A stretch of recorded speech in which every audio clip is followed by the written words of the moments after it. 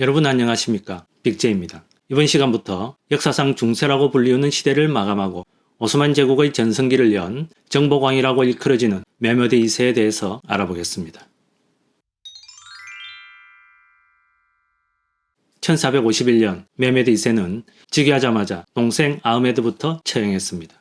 아흐메드는 왕 무라드 2세와 잔다르 공국의 왕녀 사이에 태어난 왕자로 태어난 지 얼마 되지 않은 아기였습니다. 이것이 오스만 제국의 악명 높은 형제 사례, 즉 술탄이 즉위할 때 그 형제를 모두 처형하는 관습의 시초였습니다. 디르키 몽골계 왕조는 카리스마 강한 지도자가 살아있는 동안은 강력한 결속력을 발휘하여 급속히 확대되었다가 그 지도자가 죽은 후에는 후계자 다툼으로 분열하여 단기간에 붕괴하는 것이 보통이었습니다. 그래서 그렇게나 강했던 이란 왕조도 약 80년, 좀 더 오래 버텼던 티무르 왕조도 130년 정도 존속했을 뿐이었죠. 반면 티르크계가 세운 나라임에도 불구하고 오스만 제국이 기본적으로 국토를 분할하지 않고 오랫동안 명맥을 유지할 수 있었던 것은 군주와 같은 세대의 남자 왕족의 수를 이 형제 사례로 최소화하여 왕위 다툼을 방지했기 때문이었습니다. 메메드 2세가 형제 사례를 단행한 것은 자신의 권력을 다지기 위해서이기도 했지만 아흐메드의 존재가 두 가지 의미에서 관행에 유의되기 때문이었습니다. 첫째, 아흐메드의 어머니는 잔다르 공국의 왕녀, 즉 명문 출신이었습니다. 왕의 강력한 외가는 오스만 왕가에 심각한 위협이 되었죠. 왕자의 어머니로 대개 노예가 선택되었던 것도 왕의 외가가 정치에 개입할 여지를 차단하기 위해서였습니다. 둘째, 오스만 왕가에는 왕자가 아들을 낳으면 현군주는 더 이상 아들을 낳지 않는 관습이 있었습니다. 너무 어린 왕위 계승자를 만들지 않기 위해서였는데 그 덕분에 어리고 무력한 술탄이 즉위하여 신하가 권력을 휘두르는 사태를 막을 수 있었습니다. 어머니가 명문 출신인데다가 아직 아기였던 아흐메드는 오스만 왕가의 관습을 이중으로 어긴 존재였으므로 그를 제거했던 것입니다. 메메드 2세의 만년에 편찬된 카눈나베이 알리 오스만이라는 법령에는 어느 누가 술탄이 될 경우 세계 질서를 위해 형제를 죽일 수 있다. 울라마도 승인하였으므로 즉시 시행하라고 나와 있는데 형제 사례가 합법화, 명문화된 것이었습니다. 앞서 다루었듯이 이슬람법은 자유인 무슬림을 재판 없이 처형하지 못하도록 하였습니다. 그러나 오스만 제국은 그 이슬람법을 위배하여 술탄이 형제를 살해해도 된다고 규정한 것입니다. 이러한 형제 살해의 관행은 16세기에 메메드 3세가 즉위할 때까지 유지되었습니다.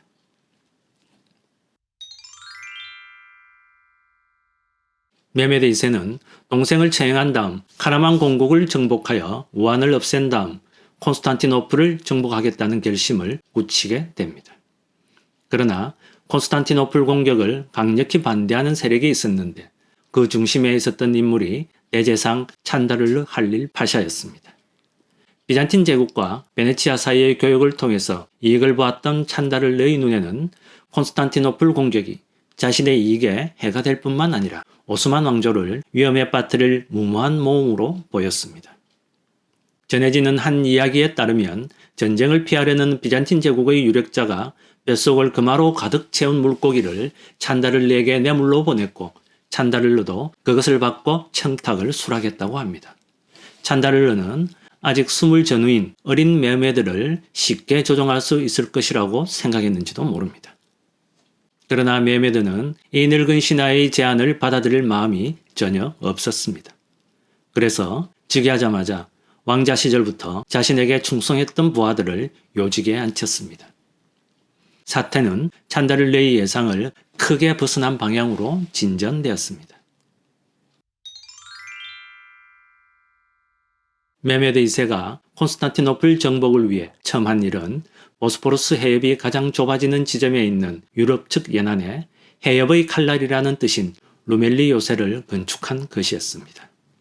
그 맞은편에는 바예지드 1세 시대에 지어진 아나톨리아 요새가 있었는데 이후 오스만군은 이 두 요새를 활용하여 해협을 오가는 선박들을 통제하게 됩니다. 또한 메메드는 찬다를르의 입김이 뻗친 예니체리 군단의 장관을 미리 경질하고 군단을 장악하게 됩니다. 그리고 1453년 총 10만 명의 대군으로 콘스탄티노플을 포위하게 됩니다. 메메드 2세는 육지 쪽의 테오도시우스 성벽을 통해 공성전을 감행하기로 합니다. 이 성벽은 콘스탄티노플에서 유일하게 바다라는 보호벽이 없다는 전략상의 약점 때문에 훨씬 두텁고 견고했으며 적의 침입을 막는 해자로 둘러쳐져 있었습니다. 메메드 2세는 240km나 떨어진 주조 공장에서 제조한 대포들을 옮겨왔는데 가장 큰 대포는 소 90마리와 병사 400명이 함께 끌어야 할 정도로 거대했습니다. 이 대포를 제작한 헝가리 출신 대포 제작자 우르바는 처음에 이 기술을 콘스탄티노플에 먼저 제안했다고 합니다.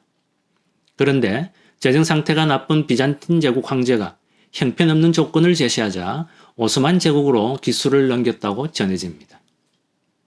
메메드 2세의 전폭적인 지원 아래 우르반의 대포는 이때까지 그 누구도 파괴하지 못한 난공불락의 콘스탄티노플 성벽을 위협할 만큼 강력한 무기로 제작되었습니다. 길이가 8m를 넘고直径은 75cm가량 되는 거대한 대포로 544kg짜리 포탄을 1.6km가량 날려보낼 수 있는 첨단 신무기였습니다. 공성령 대포가 역사상 처음으로 등장한 것입니다. 그러나 오스만군의 수주에 걸친 가공할 포격에도 콘스탄티노플의 성벽은 좀처럼 무너지지 않았습니다.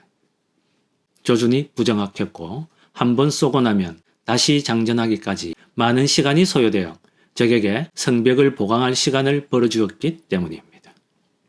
게다가 비잔틴 군대가 만의 입구를 쇠사슬로 봉쇄한 탓에 골드논 안으로 단 한 척의 오스만 함선도 통과할 수 없었고 쇠사슬을 제거하러 간 배조차 성 안에서 뿜어대는 화력을 버텨내지 못했습니다. 오스만 제국의 함대가 골드논 내해로 들어가 바다 쪽에서 성벽을 공격해 비잔틴 군대의 방어력을 해안 쪽으로 분산시키지 않는 한 전쟁이 승산 없는 장기전으로 치달을 것임을 직감한 메메드 2세는 탁월한 전략을 생각해냅니다. 배를 골드논 맞은편의 토파네 쪽 육지로 끌어올려 골드논 북면으로 기습 상륙시키는 작전이었습니다. 기름칠한 통나무를 마치 컨베이어 벨트처럼 늘어놓고 그 위로 함선을 굴려서 언덕 위로 올려보내고는 그곳에 다시 골드논 내 쪽으로 함선을 내렸습니다. 단 하룻밤 사이에 적이 눈치채지 못하게 전격적으로 이루어진 기상천외한 작전이었습니다. 이제 육상과 해상에서 오스만군의 전면적인 공격이 시작되었습니다. 그러나 비잔틴군의 거센 저항으로 전투는 일진일퇴를 거듭했습니다. 오스만군의 대대적인 공격은 엄청난 손실을 입고 격퇴되었습니다. 그러던 5월 24일 개기월식이 있었습니다. 그날의 개기월식을 두고 비잔틴 사람들은 도시가 패망할 징조로 여겼습니다. 그리고 콘스탄티노플이 첫 황제와 이름이 같은 황제 때 멸망한다는 전설도 사람들 사이에 퍼져나갔습니다. 당시 황제는 콘스탄티누스 11세로 비잔틴 제국의 초대 황제로 여겨지는 콘스탄티누스 1세와 같은 이름이었습니다.